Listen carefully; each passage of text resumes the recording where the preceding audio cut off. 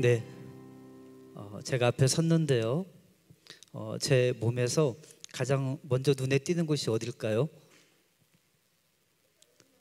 네? 감사합니다. 네, 아까 누가 배라고 말씀하셨는데 네, 배가 맞습니다. 얘가 가려서 지사님 안 보이셨나 봐요. 배가 이렇게 나왔는데 왜 그럴까요?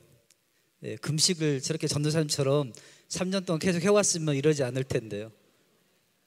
제가 뭘 좋아해서 그럴까요? 먹는 거. 네, 먹는 걸 좋아해서 그렇습니다. 그런데 제가 먹을 때마다 식당에 가서 음식을 사 먹으면 항상 궁금한 것이 있었습니다. 도대체 이 음식의 가격은 누가 무슨 근거로 책정을 할까라고 하는 것입니다. 어떤 때 좀 난감하냐면 예를 들면 옆에 우리 수라상이라고 하는 식당이 있죠. 수라상에 가면 정말 백반이 아주 잘 차려져 가지고 정말 먹음직스럽게 많은 가지수의 반찬을 놓고 그렇게 식탁이 차려집니다. 먹고 나면 행복합니다. 그런데 그 가격이 뭐 한 8,000원인가 그러거든요. 그런데 파스타 집에 가면 그냥 딸랑 파스타 단품 메뉴 하나 나오거든요. 근데 그게 8,000원보다 비싸요. 그래서 도대체 이게 음식 가격은 누가 무슨 근거로 정하는가 궁금했습니다. 여러분, 세상에 존재하는 것들은 다 나름대로의 가치가 있습니다. 그리고 그 가치를 환산해서 우리가 어떤 대가를 지불하는데, 어떤 사람은 그걸 수치화해가지고 돈으로 지불하기도 하고요. 또 어떤 사람은 뭐 유형 또는 무형의 어떤 다른 형태로 대가를 다 지불을 하더라고 하는 것입니다.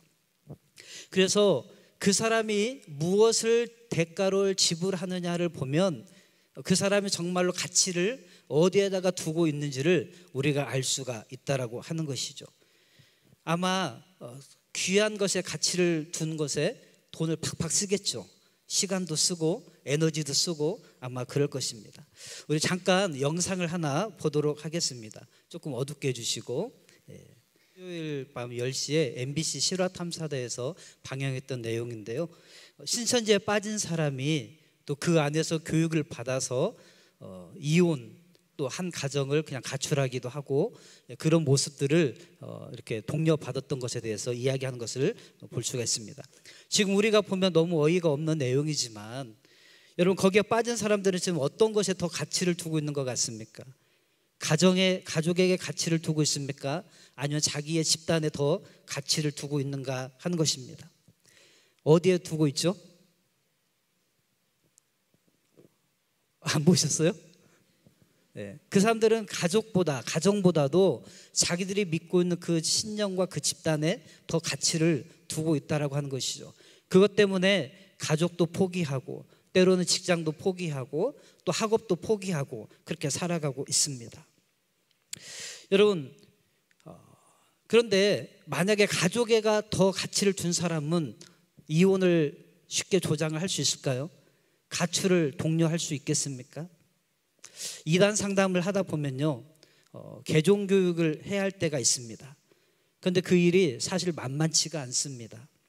이단 상담소에 가면은 영이 죽는다고 가르치기 때문에 스스로는 절대로 상담소를 찾아오지 않습니다. 그래서 어쩔 수 없이 가족들의 물리력의 힘을 빌려서 그들을 데려다가 신천지와 격리를 시켜서 교육에 들어갈 수밖에 없습니다. 왜냐하면 이 사람들이 신변보호 요청서를 신천지에다가 제출을 합니다.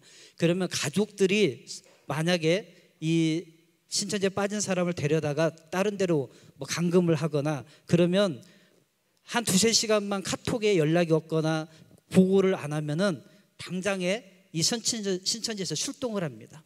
그리고 이 사람들 위치 추적해가지고 막 찾아내거든요.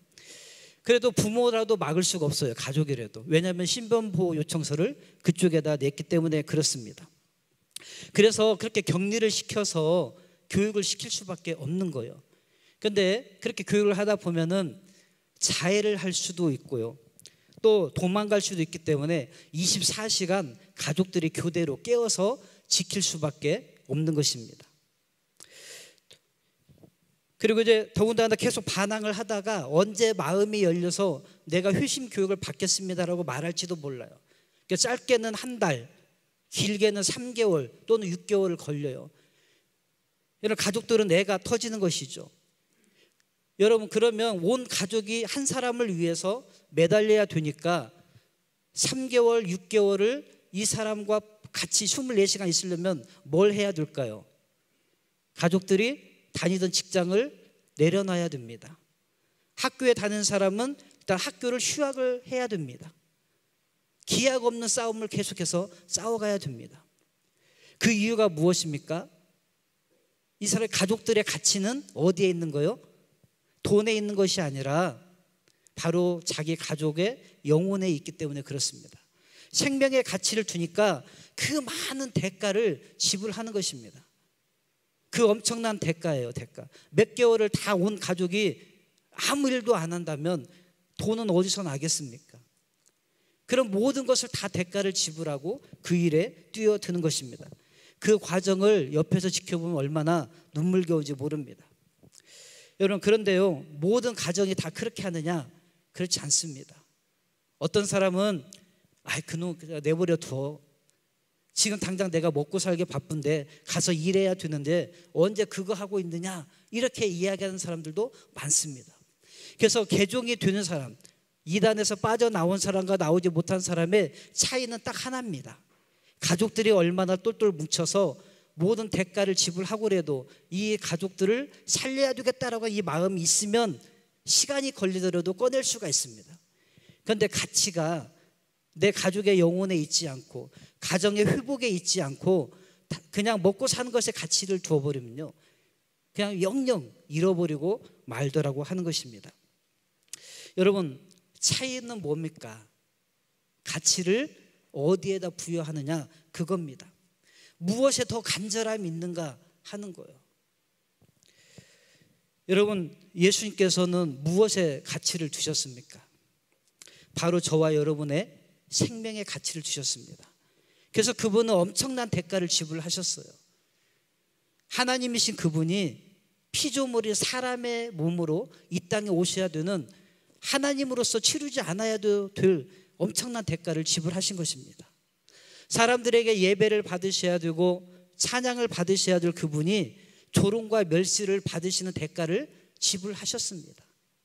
죽음이라고 하는 개념이 없으신 그분이 죽음을 경험하셔야 되는 대가를 지불하셨습니다.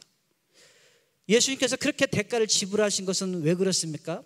바로 저와 여러분의 생명의 가치를 가장 최고의 가치로 두셨기 때문에 그렇습니다. 그러면 나를 그렇게 가장 귀한 것으로 여기고 가치를 부여하셔서 당신의 모든 것을 다 쏟아내신 그 하나님께 나는 얼마나 가치를 부여하고 있는가 하는 것입니다. 여러분, 저와 여러분은 예수님께 그만한 가치를 부여하고 있습니까? 왜 우리의 믿음의 생활이 풍성한 삶이라고 주님은 말씀하시는데 왜 풍성하지를 못할까요? 그것은 다른 데 있는 것이 아니라 내가 주님께 가치를 두지 않기 때문에 그렇습니다. 여러분, 예수님은요, 우리에게 있어서 최고의 가치를 부여받기에 합당하신 분이십니다.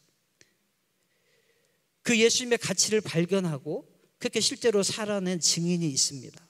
바로 사도 바울입니다. 우리 빌립보서 3장 7절에서 9절 말씀인데요, 우리 너무나도 잘 아는 말씀이지만 다시 한번 우리 바울의 마음을 생각하면서 읽어보겠습니다. 시작. 그러나 무엇이든지 내게 유익하던 것을 내가 그리스도를 위하여 다 해로 여길 뿐더러 또한 모든 것을 해로 여김은 내 주 그리스도 예수를 아는 지식이 가장 고상하기 때문이라. 내가 그를 위하여 모든 것을 잃어버리고 배설물로 여김은 그리스도를 얻고 그 안에서 발견되려 함이니. 네, 거기까지요. 여러분, 바울은 가치 부여의 대상이 바뀐 사람입니다. 전에는 그의 가치가 출세에 있었고 또 세상 지식을 많이 쌓는 것에 있었고 또 사람들로부터 인정받는 것에 그의 가치가 있었습니다. 그래서 그의 인생을 다 거기에다가 쏟아 부었던 것이죠. 가말리엘의 문화생으로 들어가서 그 힘든 율법에 대한 모든 것들을 공부를 했습니다. 또 또 예수 믿는 사람들을 잡아서 옥에 가두기 위해서 다메섹까지 쫓아가는 그런 열정을 보이기도 했습니다. 그런데 그가 예수님을 만나고 나서는 그렇게 무시했던, 그렇게 가치 없게 여겼던 예수님, 그분이 오히려 가치를 더 높게 발견을 했던 것이죠. 그리고 자기가 그동안 가치를 부여했던 자기의 출세나 지식이나 사람들부터 인정받는 것에 대해서는 그 가치를 다 내려놔 버렸습니다. 여러분은 주님에게 어떤 가치를 부여받은 존재인지 아십니까? 하나님이신 그분이 모든 걸 다 쏟아 부으셔서 여러분이 소중하다라고 가치를 부여해 주셨습니다. 그러면 주님의 가치는 어떻습니까? 성경은 주님은 세상보다 크시다라고 말씀합니다. 그래서 세상보다 크시기 때문에 그분의 가치를 우리가 측량할 수는 없습니다. 그렇지만 분명히 우리가 그분의 가치를 측량할 수는 없지만 그분이 얼마나 가치 있는 존재인지는 저와 여러분이 이 땅에 살아가면서 그분을 위해서 얼마나 대가를 지불하느냐를 통해서 세상 사람들이 알게 되는 것입니다. 아, 예수님의 가치가 저거밖에 안 되는구나. 아, 예수님의 가치가 정말 엄청난 거구나 라고 하는 것은 바로 그리스도인인 저와 여러분, 그 가치를 소중하게 여기셔서 모든 존재를 다 버리셨던 주님이 우리 이렇게 높게 가치를 세우셨는데 내가 주님을 향해서 매긴 가치에 대해서 세상은 어떤지 평가를 하더라고 하는 것입니다. 내가 가치를 부여하고 내가 대가를 지불하는 만큼 세상은 주님을 알 수 있습니다. 주님의 가치를 그렇게 먹일 수밖에 없어요. 여러분을 통해서 예수님의 가치가 얼마만큼 여러분의 가족들에게, 이웃들에게 증거가 되고 있습니까? 사도 바울은 자신의 인생을 통해서 주님의 가치를 입으로만 말한 것이 아니라 그의 삶으로 살아냈습니다. 바라기는 저와 여러분들이 가치가 전도되기를 축복합니다. 정말 나는 주님의 가치를 얼마큼 부여하고 있는가? 그 가치에 합당하게 나는 내가 대가를 지불하고 있는가? 아무리 입술로 주님이 소중합니다, 주님 사랑합니다라고 해도, 주님이 나의 전부입니다라고 해도 내가 실제로 대가를 지불하지 않고 있다면 사람들은 감동하지 않습니다. 사람들이 감동하지 않는데 주님이 감동할 수가 없고 그 사람이 하나님과의 관계 속에서 풍성함을, 영적인 축복을 누릴 수는 없는 것입니다. 여러분, 주님의 가치를 다시 한번 재발견하시기를 바랍니다. 그리고 다시 한번 그 주님의 가치에 합당한 대가를 지불함으로 주님의 가치가 어떠한 존재인지를 우리가 이 세상 가운데 증인으로 살아낼 수 있게 되기를 간절히 축복합니다. 우리 함께 찬양했으면 좋겠습니다.